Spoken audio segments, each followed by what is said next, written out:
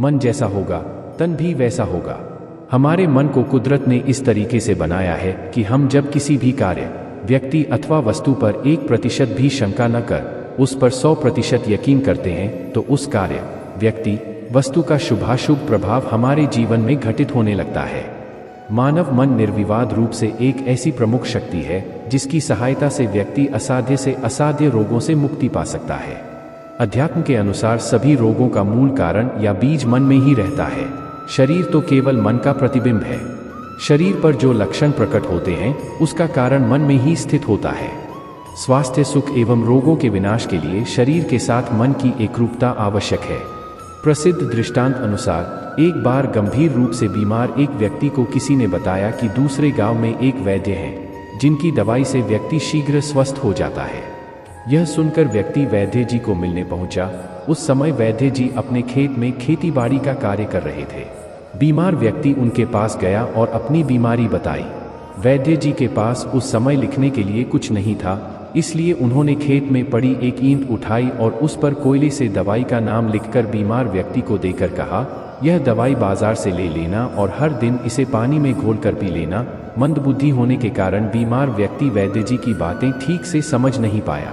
कुछ महीने बाद वह बीमार व्यक्ति फिर से वैद्य जी के पास गया और बोला, वैद्य जी, आपने जो औषधि दी है वह बहुत अच्छी है, उसकी वजह से मैं आधा ठीक हो गया हूँ, थोड़ी सी औषधि और दे दीजिए।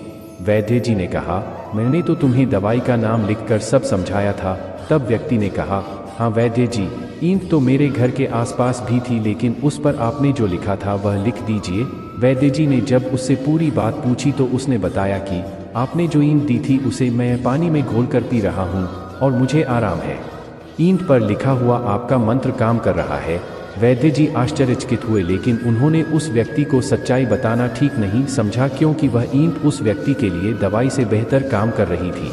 वैद्य जी ने एक और दूसरी ईंट ली और कोयले से उस पर उसी दवाई का नाम लिखकर उसे दे दिया। कुछ माह बाद वह व्यक्ति पूरी तरह से ठीक हो गया।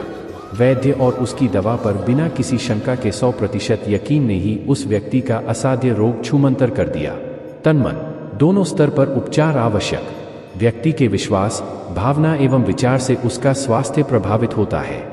मन ही रोग और आरोग्य का जनक है। अधिकांशतः रोग का मूल कारण रोगी की मनोदशा ही होती है। तन बीमार है तो उसका इलाज संभव है, परंतु मन के बीमार होने पर उसका खामियाजा पूरे व्यक्तित्व को चुकाना पड़ता है। तन एवं मन दोनों का इतना गहरा संबंध है कि एक के अभाव में दूसरे का पूर्ण स्वस्थ रहना कठिन ही नहीं असंभव है। तन्मन की एकरूपता। दृश्य संसार में प्रकट होने से पहले हर चीज अदृश्य अथवा मानसिक संसार में प्रकट होती है। रोग पहले मन में उत्पन्न होता है, फिर तन में। इसलिए अनादिकाल से मन को स्वस्थ रखने के लिए पूजा, पाठ, प्रार्थना, दान, पुण्य कर्मों को करने का विधान है। जीवन शक्ति के विकास के लिए शरीर को भोजन और मन को भयमुक्त सकारात्मक चिंतन की आवश्यकता पड़ती है। जब तन और मन दोनों का उपचार एक साथ होता है तो व्यक्ति पूर्ण रूप से स्वस्थ एवं दीर्घ जीवन प्राप्त करता है। जीवन तथा स्वास्थ्य को हर प्रकार से संतुलित एवं पूर्ण बनाने के लिए शारीरिक एवं मानसिक एकरूपता अनिवार्य है। हम आशा करते हैं कि आपको हमारी यह वीडियो पसंद आई होगी। आगे और भी ऐसी ही वीडियो देखने के लिए हमारे चैनल को लाइक करें, सब्सक्राइब करें, शेयर करें और हमारे साथ जुड़े रहिए। धन्यवाद।